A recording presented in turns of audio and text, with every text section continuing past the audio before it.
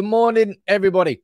How we doing? Sam here, United People's TV. It is the 24th of August. It's Thursday. We've got Forest on Saturday.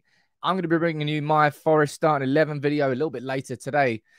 But you know, like anybody who's been a subscriber, a follower, a member of United People's TV for long enough will know that I'm not somebody to feed hysteria. I always try and take the positive spin on something. I always try and take the positive angle on something. But I have to say that I think that Manchester United's season is going to be defined by the next 7 days. And I'll explain what I mean in this video. I'm going to be running through all the latest on the transfer news. Look, Ten Hag needs 2 midfielders. Right? We need 2 midfielders. There's no two ways about it. We need 2. I'll speak about Gravenberch. I'll speak about Amrabat and the ongoing situation. Mason Mount, he suffered a hamstring injury. He's going to be missing for the next 4 to 6 weeks. Going to be missing Forest and Arsenal as well, but also our first Champions League game. I think we're playing Brighton after that as well. Højlund is injured. 2 of our 3 summer signings are injured. Look, I'll run through and speak about it all with you. I think there's a growing sense of frustration and fear, I think. Fear is probably the main word I would say to describe it. But you can get involved in the comments. You fire in your questions, your concerns. I'll try and answer and involve as many of you in the chat as I possibly can. Let me see who's down here from the member gang. Good morning to you, Chris Dyke, all the way from Australia. How you doing, buddy? Paul Bamforth, see you there as well. Siam, we've got Al Mac, Ant, you're there. Christopher Monaghan, Ines, you're there. Saeed, we've got OC, we've got Carl, Nick Cavros, Josh, good morning to you. Stu, you're there as well. Glenn, we've got Chris Billington, Pete K, Fernando Perez III. That is a wicked name. Much better than Sam Peoples. Jeez. Who's on Facebook? Edward Jones, good morning to you. We've got Didas, we've got Don Smart, we've got, not Dan Smart, Don Smart, David Carroll, we've got Prince David. How you doing, Prince? We've got also Wilton October. There's plenty more of you watching. As I said, right, I'm somebody who does have an overwhelming natural disposition to look for the positives. I think it's just a healthier way to live. I really, really do. If you want to focus on negatives, you could just be pissed off your entire life because there are negatives everywhere in life, right? But after Man United signed these 3 players, we had Mason Mount coming in first, and I know that the jury is out on whether or not Mason Mount's going to be a good signing. I think Ten Hag overestimated Manchester United's ability to use that proper 3-1-6 formation out in possession to aggressive number 8s because we're just not good enough at covering when it doesn't go right at this time. But I'm not throwing Mount under the bus, but he's going to be missing for the next 4 to 6 weeks. We signed Mason Mount. Then we signed Onana, and there was a massive sense of positivity around that. And then we signed Højlund, and we're like, okay, we've got the striker we need. We've got the goalkeeper that I felt we need anyway. And we got another midfielder in. It wasn't a complete summer, but at that point, after we signed those 3, and we were talking about Maguire leaving, maybe McTominay leaving, Henderson, Van der Beek, Williams, it felt really positive. A lot has changed since then in terms of the swing and the momentum. I think if you're to summarize Manchester United's summer, June, I remember it. June was frustrating. It's like, why aren't United moving? A lot of names that we were being linked with, not much movement. July, all hell broke loose. All good hell. Does that exist? Anyway, we got Mason Mount. I think we signed all 3 of those players in July. And now in August, it's petering out and it's coming to a dangerously frustrating end. Because not only do we have to improve our team, but we have to look at what the other teams around us are doing. Manchester United right now, what's this one saying? Is that the right thing? Look. So we've got this deal that's going through. This is a deal out of necessity rather than a deal which is going to change the course of Manchester United's season. All right? We need a second-choice goalkeeper. We've got Dean Henderson, who we're trying to sell, and we've been trying to sell all summer. My word. He needs to come in. By India, I don't think is going to move the needle that much. But Ten Hag and his scouting staff have identified him as at 6 million euros. Fine. Good. We've got that. That's a necessity. I would argue that midfielders are a necessity as well. But we've got this man who was brought in, okay, to help solve our goal-scoring problems. And he's not kicked a ball for us yet. And we've had goal scoring problems in the first 2 games. I've already explained all of those to you. Only Brighton and Newcastle have created more big chances in the Premier League than United, but we've only scored 1 goal.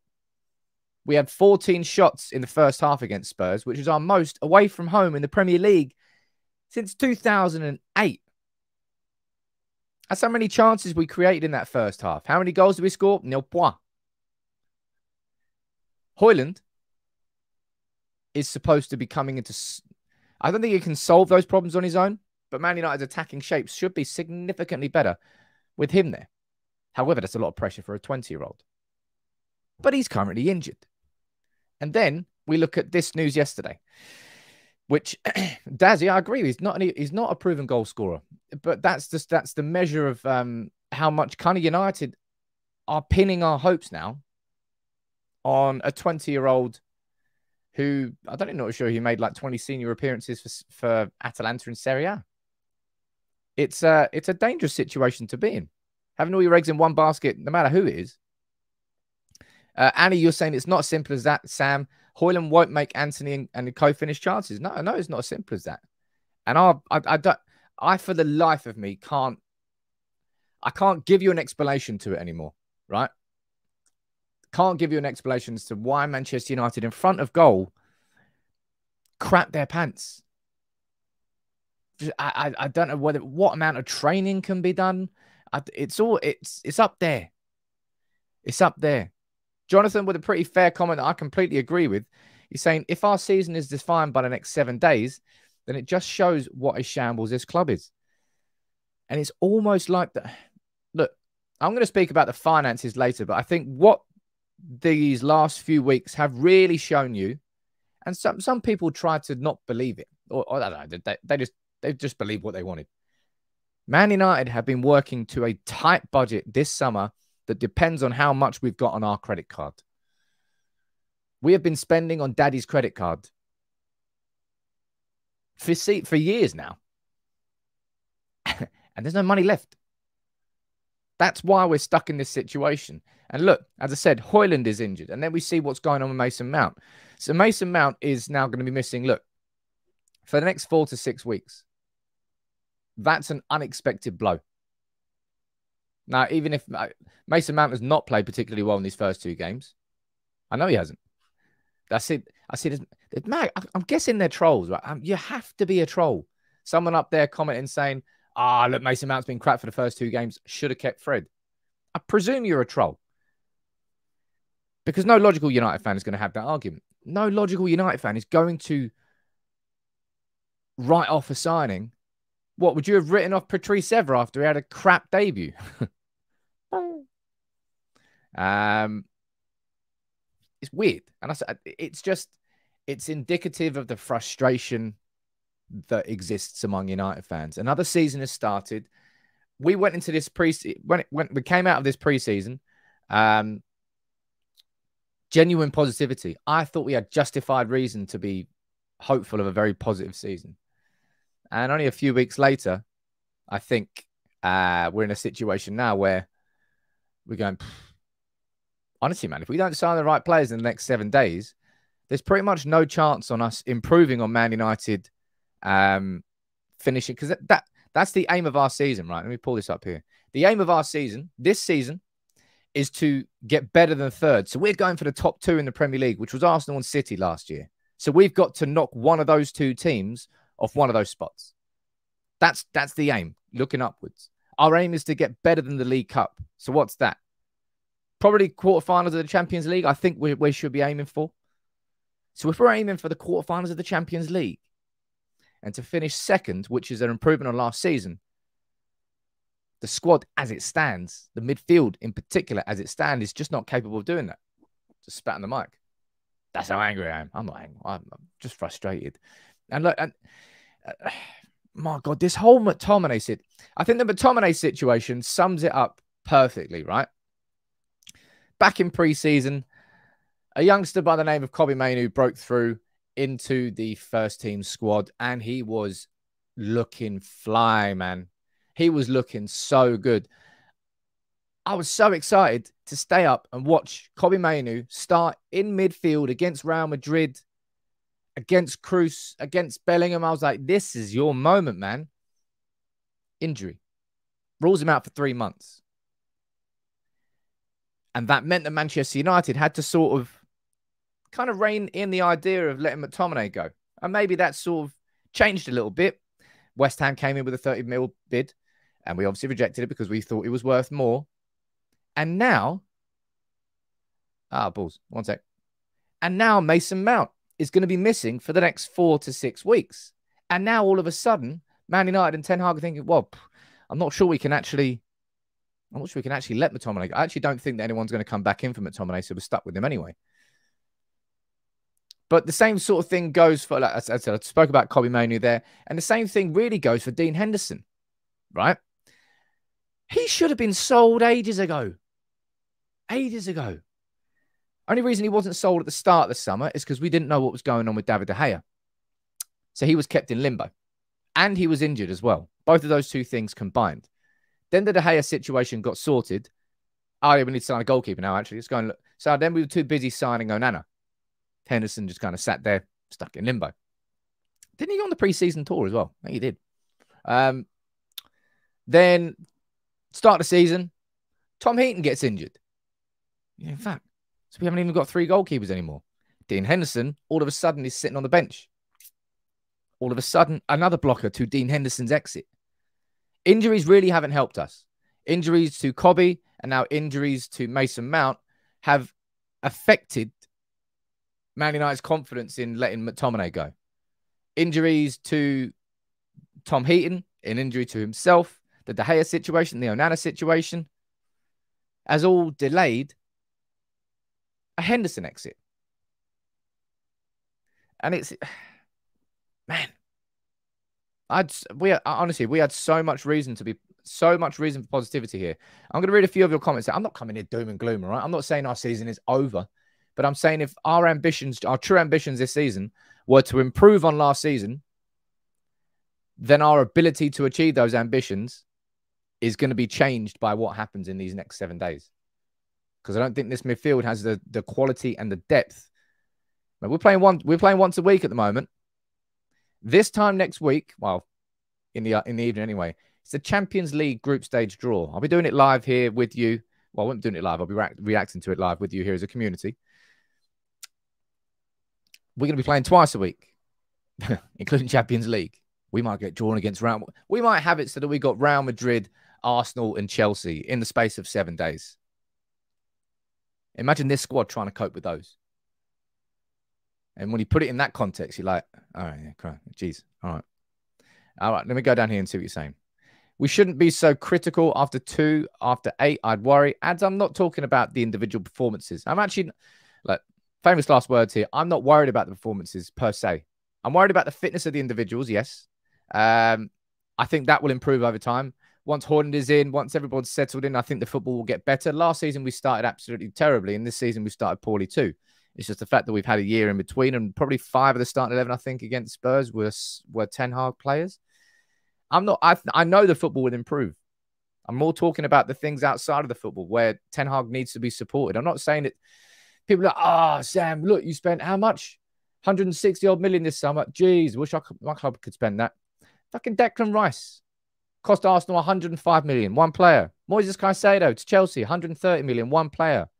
Brentford are about to sign a winger from Fiorentina for like nearly 40 million. West Ham are about to sign Mohamed Kudus for 45 million euros.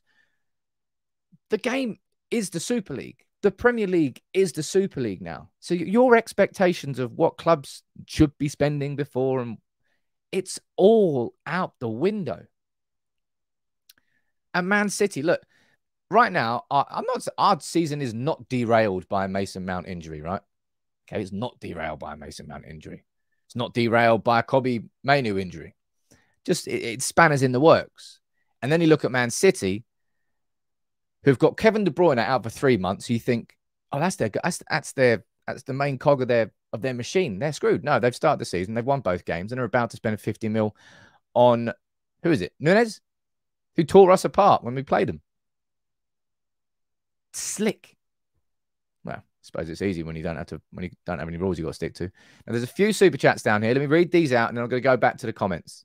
It's not really. It's not a full. I kind of suppose it is a full blown moan because we are desperate for new midfielders. I think so anyway. And you're not looking for much. You just want a performance. I think we got it in that first half against Spurs, apart from the finishing. But yeah, a performance includes, scoring goals. Neil, you exact same that you think you agree with there. And it's definitely, that's the biggest concern, I would say. So it's the fitness, it's the lack of, I don't know the right word to describe it. Just being second to every duel. It's just limp. That's what our performances have been limp. The complete opposite of what I expected. Phenom is saying 55 mil. Really? Mount is no better than McTominay. I'm glad that everybody can make these decisions up after 2 games. Honestly, it is incredible how people can come up with just... I suppose, look, you can just do whatever outlandish statements you were, and sometimes I nibble on them. You can't say that. Well, you can, actually. You can say what you want. Stephen here, my man. Yeah, we are 3 points better off. I'll tell you what, it's bad timing, though, is that game against Arsenal. Because that's just before an international break, and the current condition of our squad, woo, that's going to be iffy. Alex, thanks for the super chat, bud. What are you saying? To improve, we need to trump teams around us on and off the pitch. That includes the transfer window. Can you honestly say that has happened? And I'm worried. No, we haven't trumped anybody, really. I still feel I'm happy with our 3 main signings. I'm not throwing them under the bus. Onana, I think, will continue. I think he started the season really strongly. Højlund is an unknown entity. And we've just got to hope that we've got it right. Mason Mount, the jury's out, but some United fans are really just like, sort yourselves out, lads. Seriously, sort yourselves out. I don't know if it's part of modern football, or maybe it's just how football fans are now, or maybe that kind of same thing, right?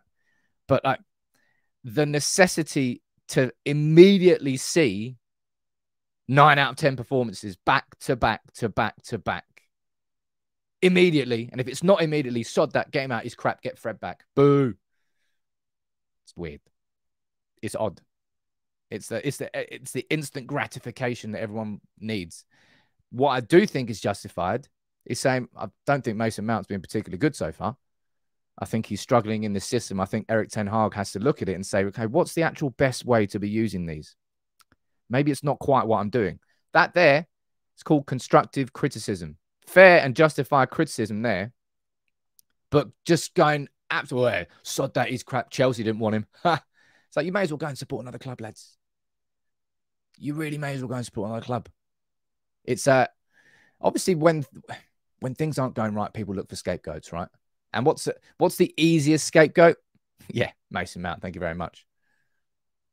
Jack, there's a couple more super chats. Let me read these out. Man United under Fergie would have got Kane. No ifs or buts and won the league, but we've got a 20-year-old forward who scored 9 goals this year. Jack, we went after Kane at the very start of the summer. We had money. We were prepared to do it. We were prepared to stay with De Gea for another year to make sure we got Kane. And Spurs categorically told us, we are not selling to you. Try as you might. Keep putting in the bids if you want, lads. We aren't selling to you. We could have ended up chasing Kane all summer long. PSG signed Højlund. Kane ended up going Bayern Munich. Then what would you have said? Something a little bit different to what you're saying now. Real big man. Final year of his contract. Surely a loan with an obligation to buy and get Amrabat. Something isn't right. Something isn't right. And I'm going to run to it. Trust me, guys. It's the money. It's the money. You might not want to believe it, but it's completely true. It's the money. Garlic bread man, you're saying, I think because we've never had this sort of high press style before, but a game 3 days for the whole last season, I feel this will get worse before it gets better. Time to hunker down and support. I expected Manchester United to really be better than they are at this stage. I think because we looked at it, we've had 8 games in the preseason, didn't we? We had 8 games in the preseason. Everyone was there. Mason Mount was there for the whole time. Well, not everyone was there. Højlund's obviously not played for us. I did expect us to be better. There we go. Let's call this bad boy out. Forest man trying to join in. What are you saying? This Sam guy's embarrassing. Doesn't even realize he's talking about himself. He's the one who makes United fans panic. All your big content creators do the same. I hope you get steamrolled this weekend. I really do. Don't think you will, actually. I think it'll be a good game. Hopefully, Anti Langer doesn't score against us. Dude, you're a man who's just joined in. And this is probably the only time that you joined in. And you tried to troll. Hasn't quite worked, though, is it? Because I've called you out. I'm not here to make anybody panic. I never make anybody. I do not feed the hysteria. I never have fed the hysteria. If you want hysteria, you all know exactly where to go. But it's not going to be here. Right, I'm going to keep calling people out here. Strengthening integrity. Sam, stop being patronizing. Ten Hag's in trouble, and so are United. We have a right to be concerned. I've never said that you didn't have a right to be concerned. Absolutely. Do feel we have a right to be concerned, which is why these next 7 days are so important for our club. And it is that. Going back to what who was it? Jonathan, you said it earlier. It's a sad indictment of our football club that the next 7 days are so important. That I absolutely do agree on. But look at us, right? Look at us. We can't even get rid of Erik Bailly for free. Can we? Like, Erik Bailly's been available for free for like, I don't even know. A little while at least. Saudi Arabia were being linked with him. And then I think they went and signed, was that Laporte? I think that was it. He's still at the club because he's on massive wages. We can't get rid of him. Donny van der Beek, he was being linked with the move to Real Sociedad on loan, and that's kind of gone a bit muted. We can't get rid. We cannot sell. We are so bad at selling. And presumably this is largely linked to their contracts, largely linked to how much money they're on and the fact that clubs don't want to pay those wages. We know that was the case with Harry Maguire. Speaking, is that Harry Maguire there next? I think. Look, you got Mike Keegan from the Daily Mail suggesting here that, oh, look, keep an eye on Harry Maguire. I spoke about it yesterday. The only chance that we've got of selling Harry Maguire is if Saudi Arabia comes in. Well, not the country, but if somebody from Saudi Arabia comes in. And the thing that will just keep repeating over and over and over in my head is this, right? And I think this is the core of my frustration right now. I'm not sure if it's the core of yours, but I'm sitting there and I'm looking at Gravenberch and Amrabat, and I'm thinking, when Man United signed Anthony, it was a massive overpay. It was a massive panic at the end of the window for a player that, you know, could come in, but from a profile perspective, didn't tick all of the boxes. I look at Gravenberch and Amrabat, and I look at Man United's midfield and the problems that we've got, and they just slot in absolutely perfectly. Both of them would slot in and really give us two different profiles of midfielders that we do not have in our current system. Both for less than 30 million combined. And we're still not moving. Now, that's not because Erik Ten Hag's an idiot. That's not because Manchester United, well, we are a bit of an abysmal football club in terms of how we run. But look, Amrabat's even training on his own. Man, Amrabat, if he doesn't get a move to United, he is going to be furious. He's wanted it for so long. But you know exactly why all of this, and this comes round full circle. In fact, let me quickly get something here. There's a video I want to show you. 1 second. I've got to pull something up here. Where is it? It is here. 1 sec. I forgot to upload this before I came on. So you're going to have to give me about a minute to get this sorted. But there's a video that I want to show you, right? Where is it? There. Money is the problem at Manchester United, right? The fact that the Glazers still are trying to sell our club means that we are working purely on the back of the credit card. It's been that case for quite a while. It really has been that case for a while. And we look here, you remember this, right? This was before Manchester United's reports came out. Quarterly reports that came out in June. this. Based on the club's seasonal working capital cycle, it's anticipated the club will be able to reduce the balance on the club's facilities to zero. What they were saying was that Manchester United was going to be able to pay off the credit card completely in time for the summer, aka Daddy's credit card can be used again. That shifted by 40 million. So Man United's finances changed. Instead of it being cleared, Man United lost 40 million from the expected budget for this summer, which means that Manchester United's overall balance on there will be around about 160 million. Now, I know that we haven't paid all three of these completely now, right? I know that we're going to have Mason Mount, Onana and Haaland, we would have paid a fixed amount up front. And then we're going to spread the rest across the amount of years in the contract. But we do not have any money. And this all comes down to the Glazers. And there's one video I want you to show you, and it's this.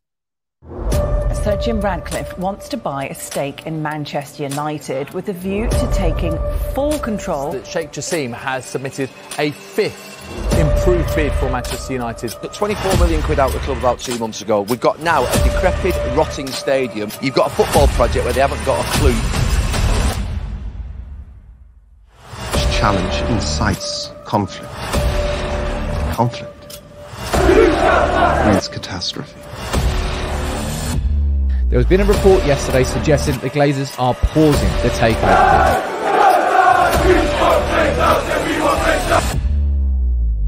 These owners, since Sir Alex Ferguson, have proven in 10 years they cannot manage forward-thinking football club.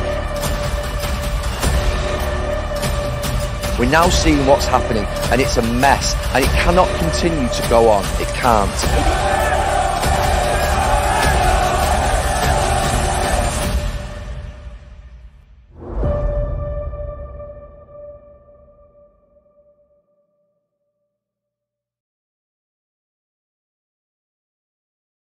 Over and over and over and over and over again, we're going to keep talking about how our football club will not be able to truly move forward until the Glazers go. It's because it's the truth. That video there, I helped the 1958 get that done, and I think it sums up the. There's going to be people here, and I know because they're going to jump in the comments. I've seen it on. Oh yeah, or what are you doing now? Well done, lads. Yeah, or you're sitting in. Oh yeah, you're sitting there. That's a great protest. Why don't you do this? There's so many people going, having a go at what people are doing and telling them to do something else. Blows my mind. A sit-in protest, I feel, is the bridge between a march, which has happened, and a boycott, which everybody wants to happen. I feel this is a halfway house. This is a halfway. I don't know what to describe it. But if you go into the Forest game, and you can stay in for the hour after, because the more that can be part of that, the better. Because we're, as a football club, we still are just stuck in the grip of a set of owners who have never put a penny in. And I can't be bothered to explain it all again. I can't be bothered to say it all again. You know it all. I know it all. And until they go, we're stuck in this cycle.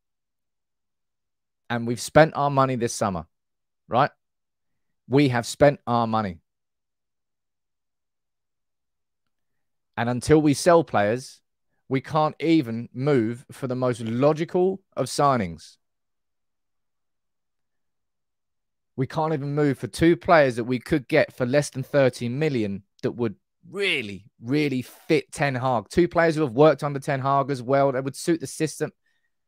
I'm just staring in the face of solutions to the problem that will change the course of our season. And we can't do anything until we sell players. And we can't sell players. And we're stuck in limbo. And that's where the frustration is from everyone. Because you can actually see the solution. Well, I can anyway. But you might not agree that this is the solution, but I see this as a big solution.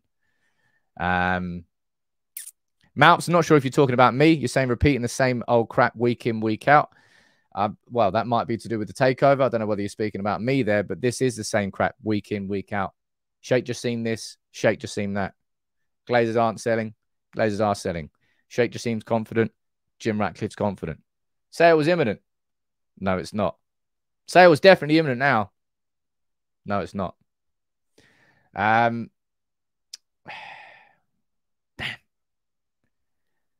Damn. Until they're gone, man, we're stuck. We're stuck in a roundabout. Whilst all these other clubs are firing up. As I said, those 3 signings this summer was a really good start to the summer. But we needed all the sales to then facilitate the rest of the summer spending, which nothing has happened. Absolutely nothing has happened. In terms of more exits that could be happening, we're not going to get any money for this, but you could be seeing Fernandes leaving on loan. Presumably that would leave Manchester United. Well, Malacia is out. No one knows when Malacia is back. We've got Shaw at left back, and then we've got Malacia as the backup, and then probably you've got Delo. I'm guessing they would bring in as a emergency left back if necessary. Fernandes is at that stage in his career. He doesn't want to just sit there and be second or third choice. I think he'd be a quality backup, but probably on around about the same level as Malacia. You can argue maybe slightly better. But Fernandes going out on loan, I'm not too surprised about it. We're not going to get any money for that. You've got Noam Emeren, who is going to be leaving. I think is it Groningen? I think it's Groningen. Man United getting somewhere in the region of 700,000 to €1 million for Emeren. I don't understand Manchester United lowballing our youth team players that we're shipping off. They all seem cut price. Zidane Bale for 850, 750 was it? 850? Don't know. Doesn't really matter. Ethan Laird going for around about the same price. Noam Emeren now for 700 grand to a little bit more to €1 million. It doesn't seem. It doesn't seem like that's what he's worth. I don't know. It seems like a weird fire sale. I don't. There's going to be people that are just, as again, because of how frustrated everyone is right now, they're going to look for more and more reasons to latch onto. Noam Emeren, in the grand scheme of these Manchester United squad that we've got right now, he didn't have a chance of coming through. He didn't have a chance of coming through. So selling him is fair. I would put the likes of Pellistri, of Ahmad, all those players ahead of Noam Emeren, and there's probably some youngsters I might put a bit ahead of him still. So I'm not frustrated that he's leaving. I just think I'm frustrated at Manchester United with the lowballing of our valuations on these players, because we are crap at selling. We are crap at selling. We know they are. We can't sell our first team players, and we're selling our youth off at bargain prices. I don't know. It just doesn't feel right.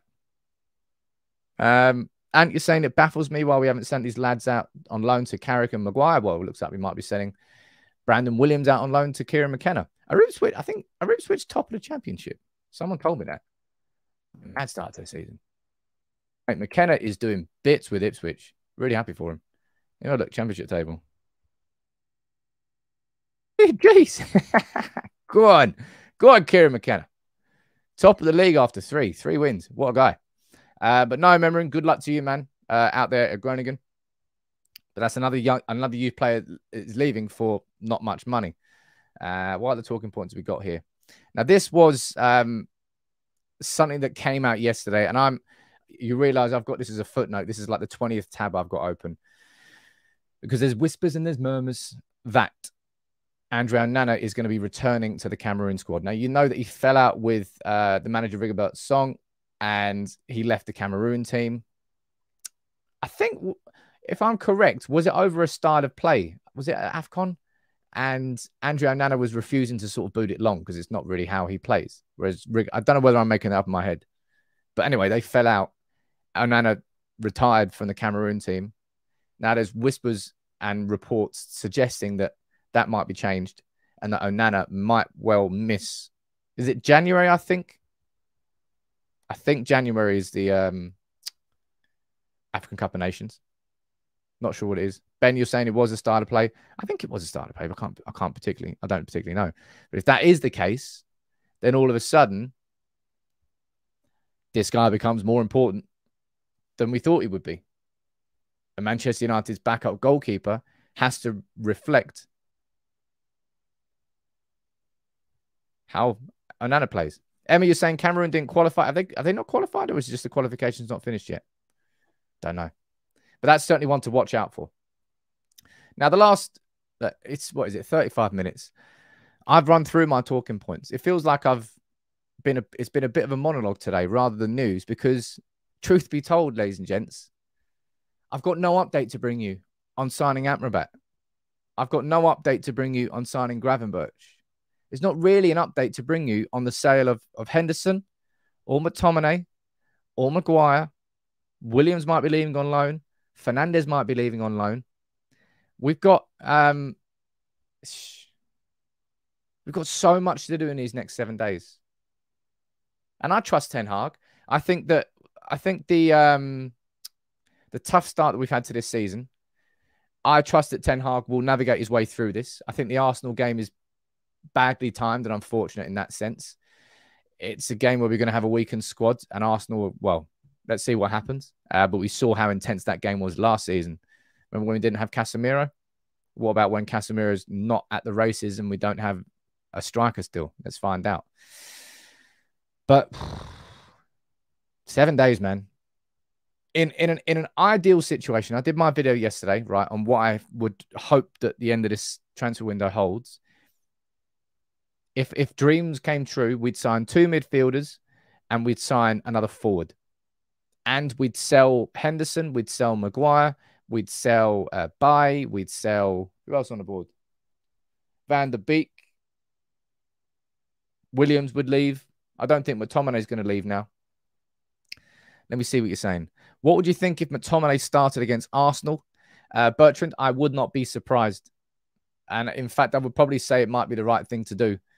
We're going to have to go to Arsenal, not trying to go toe-to-toe with them. It won't be a pretty performance. It won't be a game where we can compete with Arsenal across the course of the 90 minutes. That's just the truth of where our team is in its current form and where their team is in its current form. We're going to have to try and hold that midfield somehow. We saw against Spurs what happens when that midfield gets overrun. If you do that against Arsenal, I imagine we're going to get punished as well. Jay is saying, Sam, is Ten Hag sacked by some United fans stage? I don't think there's any reasonable or logical United fan that's going anywhere near saying that, are they? Or maybe there are. Don't know. General is saying, Sam, with potential signings of Amrabat and Gravenberch, where does that leave Mount? It leaves Mount exactly where he is. Gravenberch and Amrabat are 2 different types of players. Gravenberch is somebody... Amrabat is going to be your deeper, if we sign both of them, Amrabat is your deeper line playmaker. He's the one who drops in between the 2 centre-backs to really start the build-up play. He's brilliant at that. He's also a very good ball winner, long passer. He would be the metronome. You know, if you've ever done music, he's the one that just makes it tick constantly. That's what United need. And that's what Amrabat can be. Just the metronome just constantly makes the rhythm go. That's what that midfield is missing. That's where the balance isn't quite there. Because you've got Casemiro isolated on his own, and you've got Bruno and Mount like 2 rabid dogs just chasing the ball. When it works, it works. And we bring the ball high up the pitch. But when it doesn't, we're overcommitted going forward, and there's a little bit too much space in behind, and we don't have the athleticism required to close that space or the strength to shoulder someone off the ball in that scenario. And then everyone's just running at Casemiro. And no, even Rodri in that position probably wouldn't be able to do it on his own. Walty saying back to 2 defensive mids again. It's what I expect against Arsenal. Do I like it? No. Would I want Manchester United to be different? Yes. Do I expect it? Yeah, I probably do. I probably do, and I expect McTominay will probably go in that. Andy's saying, I'm worried Ten Hag is stubborn, so he's going to start Eriksen against Arsenal. Well, I suppose before we start worrying about the Arsenal game, lads, let's worry about the Nottingham Forest game in 2 days' time.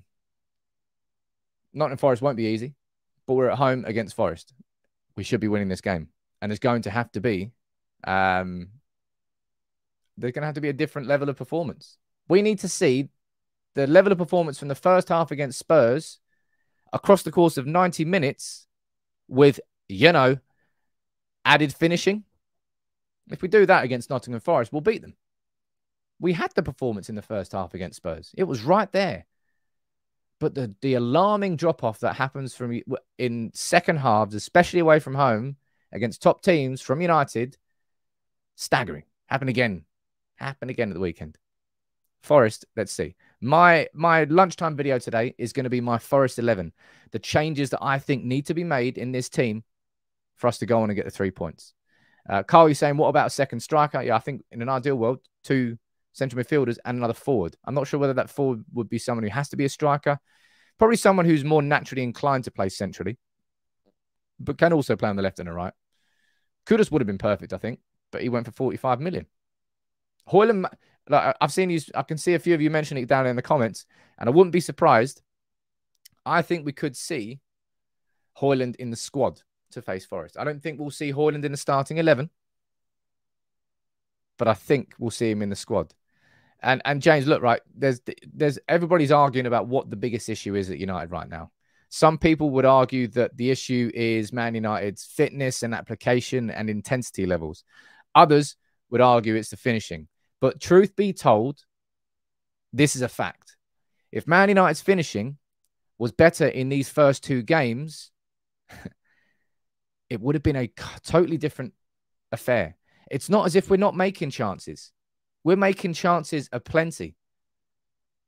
But the finishing is just not there. The style of play is creating those opportunities, but we haven't got the man on the end of it who's just going to twat it into the net, which is what we hope this guy could be.